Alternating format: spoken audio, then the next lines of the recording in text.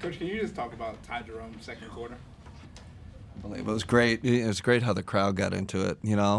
Like, you know, those moments don't happen a lot in the NBA where one guy just gets it going like that, and you just felt like, I'm like, this is crazy. This is Ty Jerome. I mean, no, I love Ty, but geez, it was like a superstar performance. Quite honestly, that's so rare. It's great for the crowd. Obviously, great for our group. Great for Ty. Jalen Tyson obviously is getting the start, playing 37 minutes. What did he bring tonight? Energy, rebounding. Almost had a triple-double, right? Like, that's the guy we saw in Sarasota in training camp. That's the guy we saw in September when he came here. And I know a little bit of, the minutes he had. He hasn't been getting a lot of minutes, and then had the little, the injury, and just great to see him play well. Danny. Ty obviously had a career night tonight, and it feels like we've said that 4 or 5 times in the 17 games you guys have played this year. And I know Kobe called him the MVP of September before training camp started, but what has he been compared to what you expected him to be before this season? I mean, I guess it's the scoring. I think I've said this, but Ty was always a kind of a pass first setup guy, cerebral connector, and so the aggressiveness to score, and not only the jump shot, right? I don't know what his shot distribution looks like, but it looks like threes and rim. The way he's finishing is phenomenal. It's just kind of a little bit, out of nowhere, quite honestly, especially for a guy that was, on the shelf last year and injured. How important was seeing this team respond the way it did tonight after losing for the first time? Especially being down. I've seen these games lost quite like the other teams have a lot of guys down and injured, and maybe there's not that you're coming off a tough loss, all the kind of thing, but it showed great maturity from our group, led by our vets. I thought the start of the third quarter, we challenged the guys. Our defense, again, was a little leaky in the first half, and then Evan and J.A. set the tone in that third quarter. You kind of brought it yourself when you're playing teams that are resting guys. Sometimes other teams rest guys too. For Jalen to play with most of the members of the roster that play regularly, how important was that for him to do that and not just play alongside guys who are also on the reserves? I'll give our assistant coaches credit. They really pushed to put him in the starting lineup. And I was fighting it. I said, wait a second, he hasn't really played at all. I'm not, I was a little pretty unsure, and they pushed and pushed. I was in the elevator with DeMar Carroll, and he goes, hey, we got to start Jalen because it's important for a young guy to be around vets to start, and I thought that was great. That's why you have a staff, and it's a great suggestion that really helped him get off to a good start. Going off of that with Jalen tonight, what type of advice are you or maybe some of the assistant coaches giving him before getting that start? I don't know. It's kind of in the NBA. It's like you're a pro. Not like there's no like, hey Jalen. There's no really. We just kind of throw it up on the matchup side. You're starting. There was no phone call, or especially with a rookie, it kind of works that way. We don't make a big deal out of it.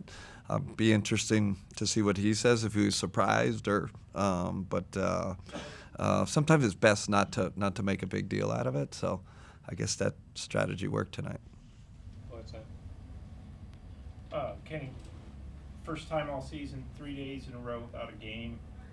How are you feeling about that, and how nice is it for you? I'm going to Florida. I'm out tonight.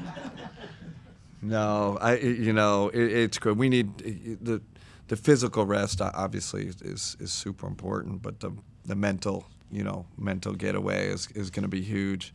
I keep saying 17 games in 29 days it's a lot, and we need it. But I told the guys, I said, man, start out 16-1. It's really something you'll look back on like the rest of your life, really, like 15-0, and then they won't forget it. Incredible. Really happy for the guys, and glad they're being rewarded with these 2 days. And 2 days off is Tuesday. We're not practicing. There's no, they want to come in and get shots or whatever, but no practice. And off for the media too. You guys are off. No, you don't have to come in. He's joking, coming in. Nick Paul, ESPN Cleveland. You guys were down a couple of key components in tonight's game. How impressed were you with the bench? Doing 48 points. Super impressed.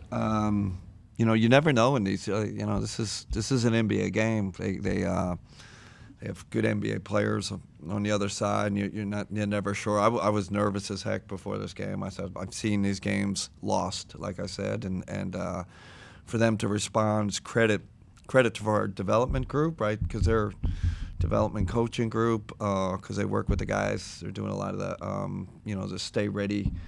Prepare. Credit to our performance team that keeps them ready physically. It's tough. All of a sudden, you're not playing. Boop, thrown in. Now you're playing 37 minutes. So great. Really happy. Tristan too gets in there and performs well. I love games like this. You really can. Everybody on the roster gets involved. It's great for chemistry. Jack.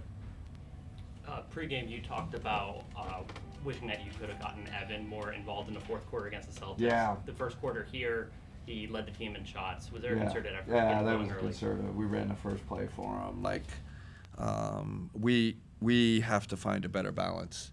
I have to find a better balance between our great guard play, our great perimeter play, and then getting him and JA more involved, and especially with these teams that switch everything and try to beat you with the 5-out. We need to beat them in the paint, and Evan's a big part of that. So that was definitely intentional. Why was it so important, like today, for you to come out after that game? I think it makes a statement to him, right? Like, hey, it's a little bit like the head coach putting up his hand. Like, and I told him during the scout, the pregame today, that fourth quarter, I felt like it was on me. I did not call your number, and we'll do a better job. And then I followed that up, like, okay, And then the players felt it, right? They started getting them involved. So sometimes we need a wake-up call, and it's hard on this team because we're so talented with our guard play. But if we're going to get to the next level, we're going to take that next step. We need that balance with Evans, interior and perimeter play. Last one, Joe G. Coach, you mentioned Tristan.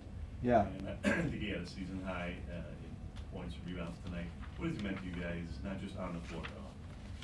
Well, first, he's meant a lot to me because he's 14 years in the league, right? We're almost like, equals. Like, he's got a championship under his belt and knows the city of Cleveland. He knows the environment here. He knows the club. So that's helped my transition a lot. And then the guys in that locker room respect the heck out of him. So when we're not taking something seriously enough or excuse me, not executing, he's on us, and he's on me, and you need that toughness, you need that know-how, in the locker room to and it's been really, really great. James, come around. All right.